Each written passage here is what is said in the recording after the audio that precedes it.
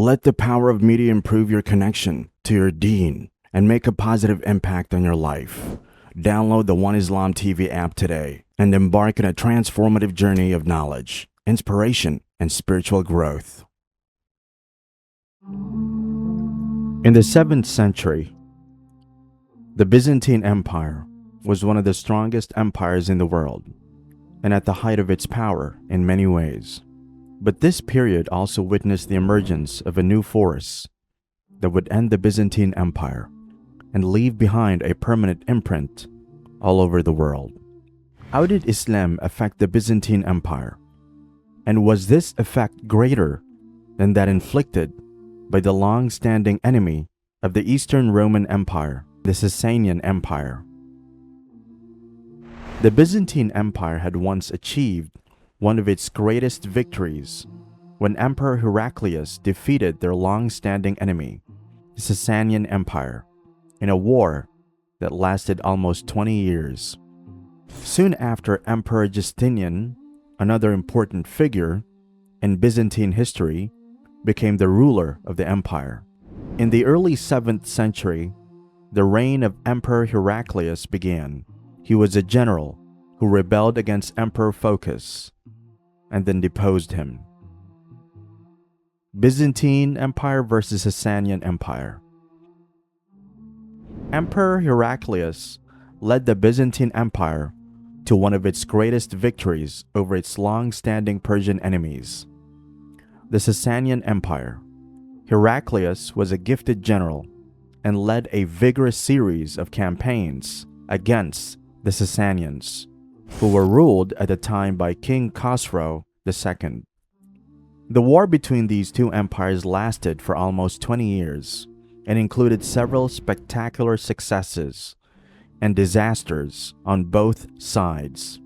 Khosrow II succeeded in capturing much of Byzantium's eastern territories, and at one point, in alliance with the Avars, was even able to besiege Constantinople itself.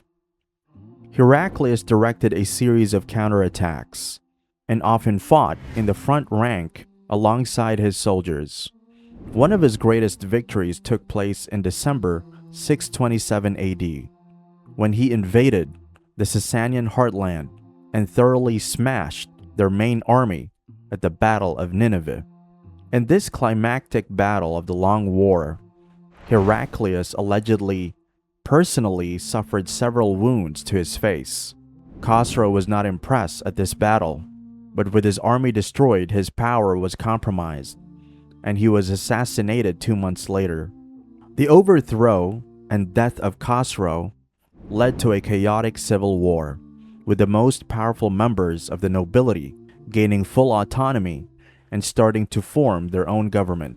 The hostilities between the Persian and Parthian noble families started again, which split up the wealth of the nation. The civil war finally ended when Khosrow's 8-year-old grandson, Yazdegerd III, ascended the throne. But the disintegrating empire was dealt its last blow in 651 during the expansion of Islam in Iran. After the war ended, Heraclius was able to acquire an important war bounty, supposedly including the fragments of the True Cross, which had been seized by Khosrow when he had earlier captured Jerusalem in previous wars. The rise of Islam and decline of the Byzantine Empire.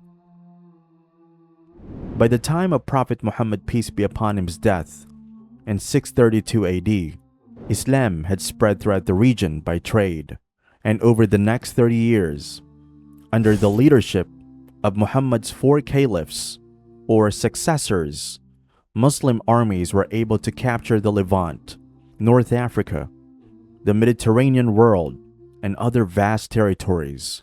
The period following Prophet Muhammad, peace be upon him's death, is known as the Rashidun Caliphate, which lasted from 610 to 750. Battle of Yarmouk.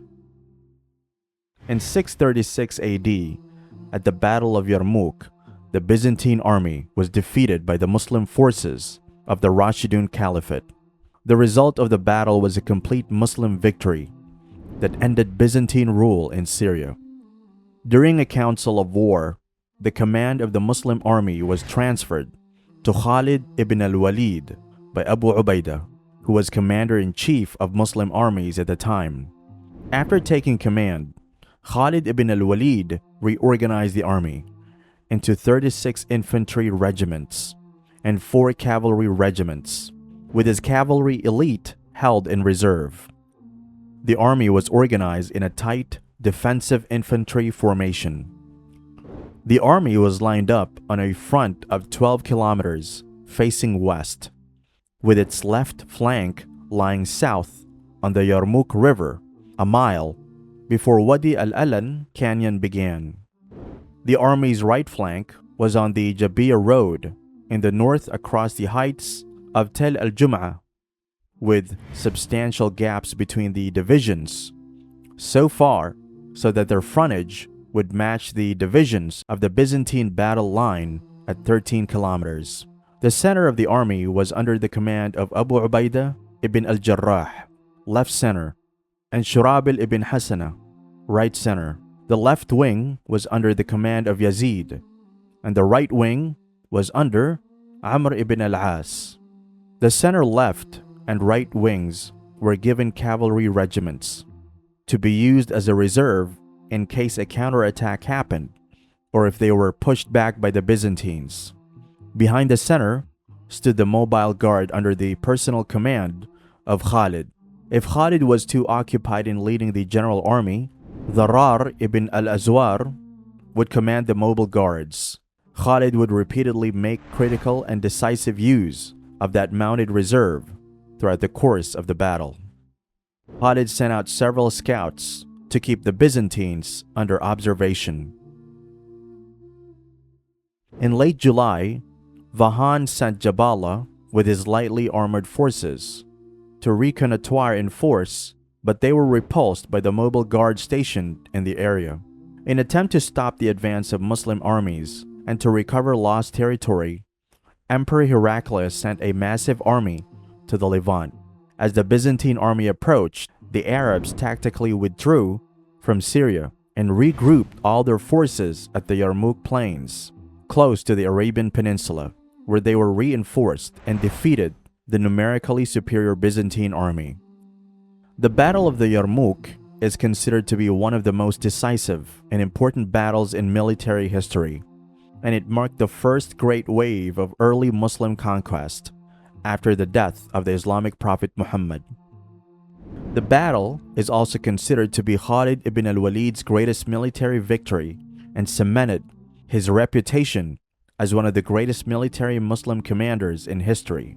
Also present were such distant companions as Sa'id ibn Zayd, Fadl ibn Abbas, Abdul Rahman ibn Abi Bakr, the son of Abu Bakr, Abdullah ibn Umar, the son of Umar, Aban, the son of Uthman, Abdurrahman ibn Khalid, the son of Khalid, Abdullah ibn Ja'far, the nephew of Ali, Ammar ibn Yasir, Miqdad ibn Aswad, Abu Dharr al-Ghifari, Malik al-Ashtar, Abu Ayyub al-Ansari, Qais ibn Sa'ad, Hudhayfa ibn al-Yaman, Ubadah ibn al-Samit, Hisham ibn al-As, Abu Hurairah, and Ikrimah ibn Abi Jahl.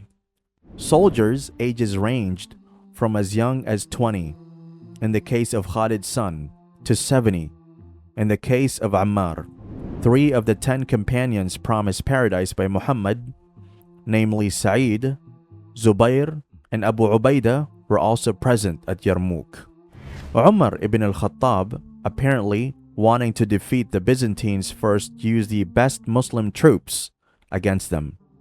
The continuing stream of Muslim reinforcements worried the Byzantines, who, fearing that the Muslims with such reinforcements would grow powerful, decided that they had no choice but to attack. However, the reinforcements that were sent to the Muslims at Yarmouk arrived in small bands, giving the impression of a continuous stream of reinforcements to demoralize the Byzantines to compel them to attack. Battle of Qadisiyah. In the same year, the Sassanids were crushed at the Battle of Al-Qadisiyah, leaving the entire east open to Muslim armies. The leader of the Sasanian army at the time, Rustum Farrukhzad, died during the battle. To make victory certain, Abu Bakr decided that the invading army would consist entirely of volunteers and would be commanded by his best general, Khalid ibn al-Walid. Khalid ibn al-Walid won quick victories in 4 consecutive battles. The Battle of Chains, fought in April 633. The Battle of the River, fought in the 3rd week of April 633. The Battle of Walaja, fought in May 633. Followed by the decisive Battle of Ulais, fought in mid-May 633. By now, the Sasanian Empire was struggling, and in the last week of May 633, the capital city of Mesopotamia, Al-Hira, fell to the Muslims after the Battle of Hira. The Siege of Al-Anbar. During July 633 resulted in the surrender of the city after strong resistance. Khalid then moved towards the south and conquered the city of Ain al-Tamr after the Battle of Ain al-Tamr in the final week of July 633.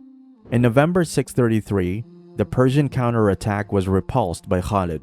In December 633, Muslim forces reached the border city of Firaz, where Khalid defeated the combined Sassanid, Byzantine, and Christian Arab armies in the Battle of Firaz. This was the last battle in the conquest of Iraq.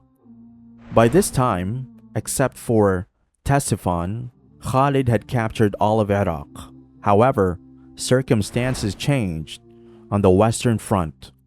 The Byzantine army soon came into direct conflict in Syria and Palestine, and Khalid was sent with half of his army to deal with this new development. Soon after, Caliph Abu Bakr died in August 634 and was succeeded by Caliph Umar ibn al-Khattab. Muslim forces in Iraq were too few in number to control the region. After the devastating invasion by Khalid, the Persians took time to recover. Political instability was at its peak at Ctesiphon. Once the Persians recovered, they concentrated more troops and mounted a counterattack. Al-Muthanna ibn Haritha, who was now commander-in-chief of the Muslim forces in Iraq, pulled his troops back from all outposts and evacuated Al-Hira. He then retreated to the region near the Arabian desert. Meanwhile, Umar ibn al-Khattab sent reinforcements from Medina under the command of Abu Ubaid. The reinforcements reached Iraq in October 634, and Abu Ubaid assumed the command of the army and defeated the Sassanids at the Battle of Namaraq near modern-day Kufa. Then, in the Battle of Kaskar, he was able to recapture Hira again. The battle shook Sasanian rule in Iraq to found its foundations, but was not the end of their rule in Iraq. As long as the Sassanids held their capital Ctesiphon, there was always a danger that at some suitable moment they would attempt to recover what they had lost and drive away the Arabs from Iraq. Caliph Umar ibn al-Khattab sent instructions that as a sequel to the Battle of Qadisiyah, Muslims' army should push forward to capture Ctesiphon. The siege of Ctesiphon continued for 2 months, and the city was finally taken in March 637. Muslim forces were able to conquer Persian provinces all the way up to Khuzestan. The conquest was slowed, however, by severe drought in Arabia in 638 and the plague in southern Iraq and Syria in 639. After this, Caliph Umar wanted a break to manage the conquered territories, and for then he wanted to leave the rest of Persia to the Persians.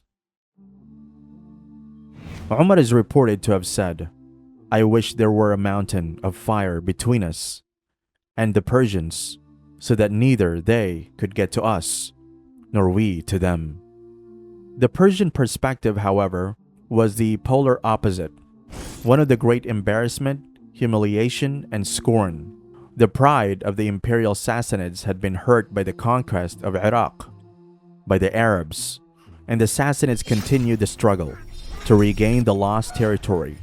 Thus, a major Persian counterattack was launched and repulsed, fought in December 641. After that, a full-scale invasion of the Sassanid Empire was planned by Umar to conquer his arch-rival entirely. The last Persian emperor was Yazgir III, who was killed in 651 during the reign of the Caliph Uthman. His death officially marked the end of the Sassanid royal lineage and empire. The subsequent collapse of the Sasanian army in the region led to a decisive Muslim victory over the Iranians and marked the beginning of Arab and Islamic rule in Persia. In 636 AD, Byzantium lost Jerusalem, the most sacred city in Christendom, and soon after, the entire Sasanian Empire crumbled and was brushed aside by the newcomers. In 639 to 642, the Muslims, led by Amr ibn al-As, who had commanded the right flank of the Rashidun army at Yarmouk, invaded and captured Egypt, Libya, and Tunisia. Fall of Constantinople. After their humiliating defeats by Muslim armies, the Byzantine Empire still controlled Constantinople and sections of the Balkans and Anatolia, and this reduced version of the empire would continue for 800 years until its defeat by the Ottoman Empire. During the rule of the Paleologan emperors, beginning with Michael VIII in 1261, the economy of the Byzantine Empire was crippled and was never able to regain its former stature. In 1369, Emperor John unsuccessfully asked for financial help from the West to confront the growing Turkish threat, but the Pope would only consider sending aid in return for a reunion of the Eastern Orthodox Church with the See of Rome. Some Western troops were sent eventually to bolster the Christian defense of Constantinople, but most Western rulers, distracted by their own internal affairs, did nothing. On April 2nd, 1453, Sultan Mehmed's army of 80,000 men and large numbers of irregulars laid siege to the city. Sultan Murad II later revoked any privileges that were previously given to the Byzantines and laid siege to Constantinople.